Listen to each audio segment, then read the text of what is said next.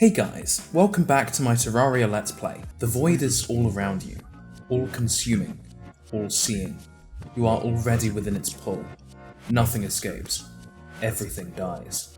That notwithstanding, I figured I'd give you an update on where we are with the Captcha RPG I was working on last time. Well, there have been some developments, and I'm sure you're wanting me to get to the point and tell you about the one in the title of this video. But there's a few other more systematically important points I wanted to give you a heads up about, and furthermore I've had a couple of thoughts about which direction I want to go in with all this. That's going to culminate in a sort of maybe not really announcement at the end, so stick around, and also, while you're sticking around, subscribe. The alternative is the empty nothingness of not being constantly pacified by an endless stream of algorithmically chosen content, which sounds lame to me. So first, what's new? Well, the teleportation mechanic from last time is now in much closer to its shippable form as opposed to just being a list in a dialogue box, as amusingly frustrating as that might have been. You can now choose which teleporter that you've discovered you want to go to, and it's stratified by region. So when regions other than North Island exist, they don't yet, I'm working on it, la can't hear you, you'll be able to travel from region to region also. I'm thinking there will probably be 3 regions in total, because 5, like I was thinking last time, is a bit much for me to put into a game I'm basically doing on the side of all my professional and personal responsibilities, such as,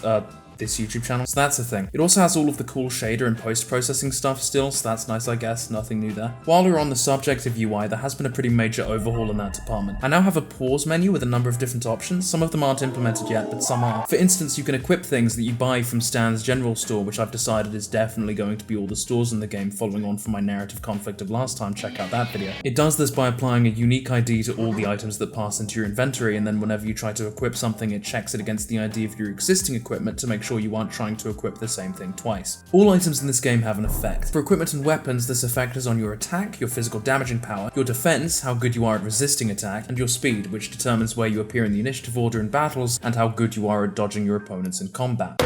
For consumables, the effect varies from item to item. Some restore HP, others relieve status ailments like stun, not that I've decided affirmatively what stun does yet.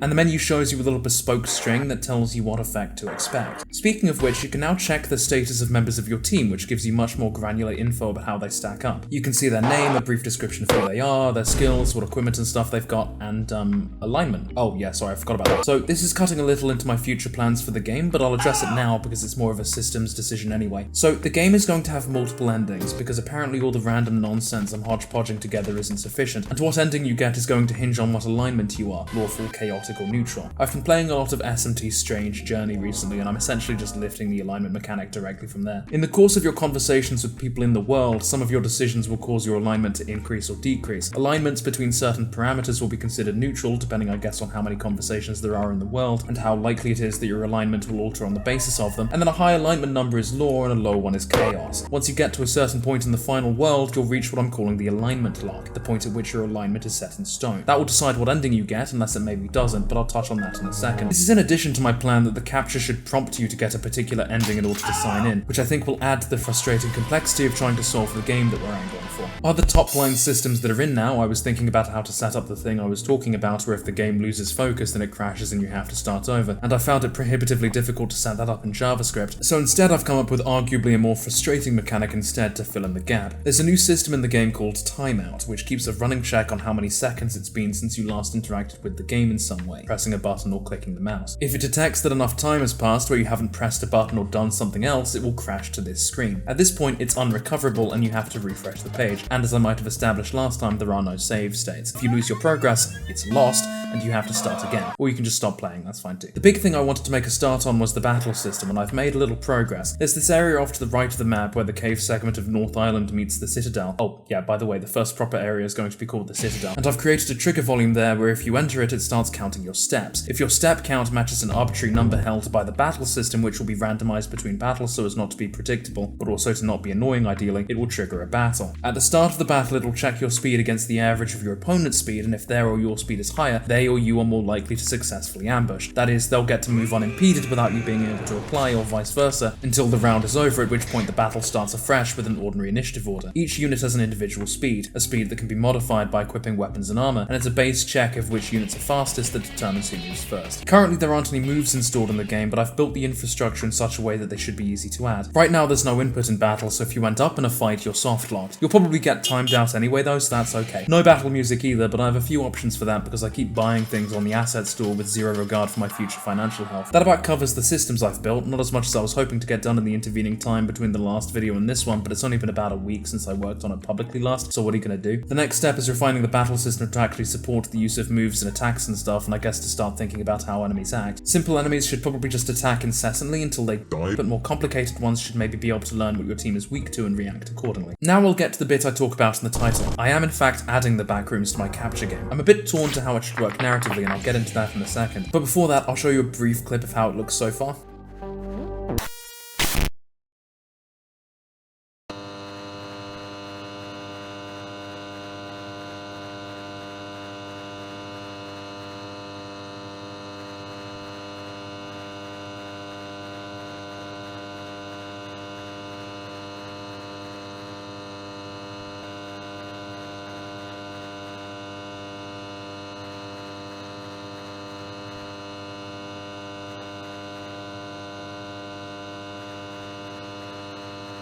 I like the idea of rendering the Backrooms in this sort of top-down way. I want to try and capture the characteristic feeling of isolation and entrapment, and I think there's ways of doing it in this pixelated setting and from this camera angle. In fact, while there is the issue of feeling disjointed from the action on the basis that you're not observing the world in first person, I think seeing the character small in the face of a giant empty environment might help sell it a little bit. Let's see how people feel, I guess. The reason I'm having narrative issues with it is because I'm not really sure what role I wanted to play in the game. The initial creative brief I had in mind was that it would just be a trap, essentially, a really long, empty labyrinth where the geometry keeps shifting impossibly and slowly driving the protagonist out of her wits until, like, her mind is lost, and I still want to somewhat keep that tone. But on the other hand, as I said, I've been playing a lot of SMT lately, and some of the games in the series, like Strange Journey or SMT3 Nocturne, have these sort of, like, extra dungeons that you can complete if you want to get an alternative ending. In 3, by completing the bonus dungeon known as the Labyrinth of Amala, you get access to a new ending, and in Strange Journey there's a dungeon called the Womb of Grief which performs the same function. I guess what I'm saying is I'm not sure on the basis of what the Backrooms